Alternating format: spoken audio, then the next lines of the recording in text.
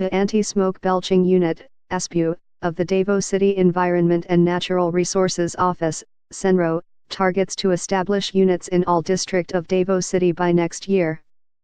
As they have very limited reach of the entire city in terms of monitoring CENRO pollution and industrial waste management, engineer Bong Ribamonte believes that establishment of ASBU in the 3 districts of the city will improve the capacities of the unit, most especially in dealing with smoke-belching vehicles.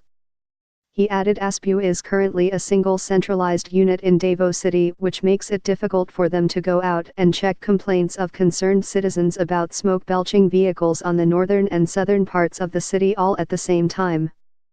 Currently, ASBU is a 15-man team where 10 of them are usually deployed out in the streets to monitor and flag down smoke-belching vehicles. 2 of them are deployed at the CENRO main office and the remaining 3 at CENRO MAE.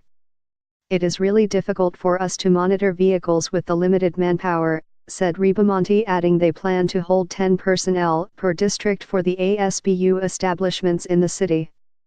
All 30 of them are going to be deployed in the field.